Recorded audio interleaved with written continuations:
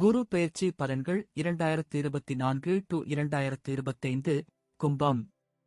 உயர்ந்த பண்பும் நிறைந்த பொறுமையும் எல்லோரிடத்திலும் அன்பாக பழகக்கூடிய தன்மையும் கொண்ட கும்ப ராசி நேயர்களே, சனியின் ஆதிக்கத்தில் பிறந்து உங்களுக்கு ஜென்ம ராசிக்கு தன லாப ஸ்தானாதிபதியான குருபகவான் திருக்கணிதப்படி வரும் 1-5-2024 முதல் 14-5-2025 வரை, வாக்கிய பஞ்சாங்கப்படி 1-5-2024 முதல் 11-5-2025 வரை சுகஸ்தானமான 4ஆம் வீட்டில் சஞ்சாரம் செய்ய இருப்பதால் உங்களுக்கு இருந்து வந்த பொருளாதார ரீதியான நெருக்கடிகள் இனி படிப்படியாக குறையும்.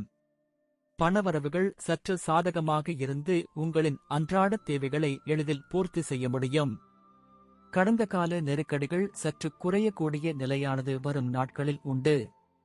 ஒரு பெரிய மனிதர்களுடைய ஆதரவு கிடைப்பதால் இருக்கக்கூடிய பிரச்சனைகளை சமாளிக்க முடியும். ராசியாதிபதி சனி பகவான் ஜென்ம ராசியில் சஞ்சரிப்பதால் உங்களுக்கு 7.5 சனியில் ஜென்மச்சனி நடக்கிறது. சர்ப்ப கிரகமான ராகு உங்கள் ராசிக்கு 2லும் கேது 8லும் சஞ்சாரம் செய்வதால் உங்களது உடல் ஆரோக்கியத்தில் அக்கறை எடுத்துக்கொள்வது, உணவு விஷயத்தில் கட்டுப்பாடோடு இருப்பது நல்லது.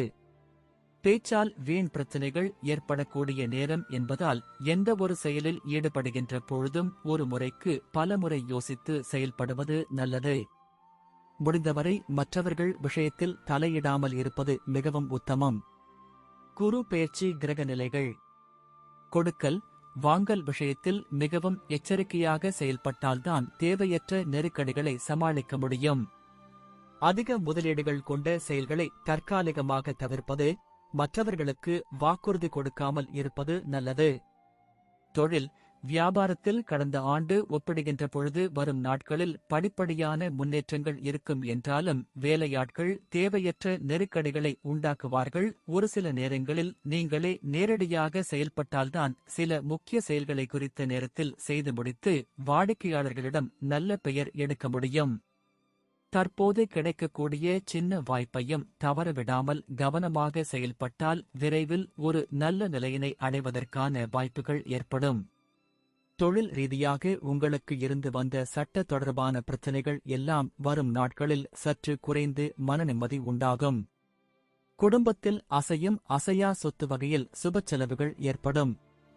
சிலருக்கு வண்டி வாகனங்கள் மூலமாக தேவையில்லாத விரயங்கள் உண்டாகும்.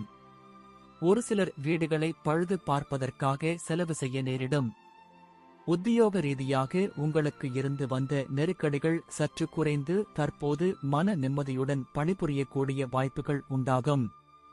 உங்கள் உழைப்புக்கான சன்மானம் கிடைக்கவில்லையே என்று ஏங்காமல் தற்போது கிடைக்கக்கூடிய வாய்ப்புகளை சரியான முறையில் பயன்படுத்திக் கொள்வதும், மற்றவரிடம் வாக்குவாதங்கள் செய்யாமல் இருப்பதும் நல்லது. குறிப்பாக வயது மூத்தவர்களிடம், அதிலும் குறிப்பாக அதிகாரியிடம் வீண் வாக்குவாதங்களை தவிர்த்துவிட்டு உங்களுடைய பணியில் மட்டும் கவனம் செலுத்துவது மிக மிக நல்லது. ஒரு சிலருக்கு பணி நிமித்தமாக வெளியூர் செல்லக்கூடிய வாய்ப்புகளும் அதன் மூலம் சுப செலவுகள் ஏற்படக்கூடிய சூழ்நிலையும் உண்டாகும். குரு பகவான் வக்ரகதியில் 9-10-2024 முதல் 4-2-2025 வரை குருபகவான் வக்ரகதியில் சஞ்சரிப்பதால் உடல் நிலையில் சிறு சிறு பாதிப்புகள் ஏற்பட்டாலும் எடுக்கும் காரியங்களை சிறப்புடன் செய்து முடிக்க முடியும். கணவன் மனைவியிடையே அடிக்கடி கருத்து வேறுபாடுகள் தோன்றினாலும் ஒற்றுமை குறையாது. பணவரவுகள் சுமாராக இருக்கும். கடன்கள் படிப்படியாக குறையும். கொடுக்கல் வாங்கல் ஓரளவுக்கு திருப்தியளிக்கும் என்றாலும் பெரிய தொகைகளை ஈடுபடுத்துவதை தவிர்க்கவும். குருபகவான் பார்வை. குரு பார்வை 12ஆம் இடம் விரயம், 10ஆம் இடம் தொழில், 8ஆம் இடம் ஆயுள். தொழில் வியாபாரம் சிறப்பாக நடைபெற்றாலும் வேலையாட்களால் நெருக்கடிகள் அதிகரிக்கும். கூட்டுத் தொழிலில் கூட்டாளிகளை அனுசரித்து நடந்து கொள்வது நல்லது. எதிர்நீச்சல் போட்டாவது இலக்கினை அடைந்துவிட முடியும். உத்தியோகஸ்தர்கள் உடன் பணிபுரிபவர்களை அனுசரித்து நடந்து கொண்டால் பணியில் திருப்தியான நிலையினை அடைய முடியும். புதிய வேலை தேடுபவர்கள் கிடைக்கும் வேலை வாய்ப்பினை பயன்படுத்திக் கொள்வது நல்லது. பொதுவாக பேச்சுகளில் சற்று நிதானத்தை கடைபிடிப்பது உத்தமம். மாணவர்களுக்கு பெற்றோர் ஆசிரியர்களின் ஆதரவுகள் மகிழ்ச்சியளிக்கும். பரிகாரம். கும்ப ராசியில் பிறந்துள்ள உங்களுக்கு குரு பகவான் 4ஆம் வீட்டில் சஞ்சரிப்பதால் குரு தட்சிணாமூர்த்திக்கு வியாழக்கிழமைகளில் விரதமிருந்து நெய் தீபமேற்றி கொண்டே கடலை மாலை சாற்றி வழிபடுவது நல்லது. ஏழை எளிய மாணவர்களுக்கு ஆடைகள் புத்தகங்கள் போன்றவற்றை தாளம் செய்வது உத்தமம். மஞ்சள் நிற ஆடைகள் அணிவது கைக்குட்டை உபயோகிப்பது நல்லது.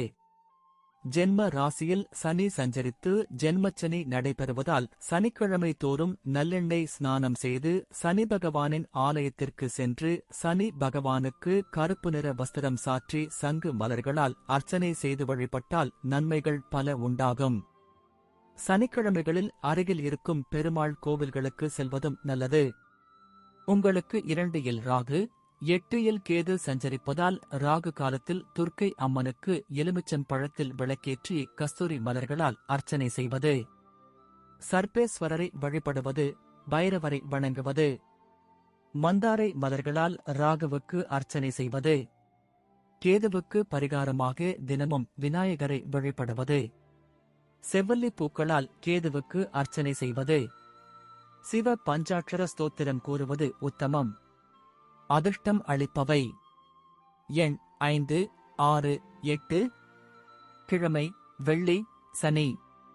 திசை மேற்கு. கல் நீலக்கல். நிறம் வெள்ளை நீலம். தெய்வம் ஐயப்பன்.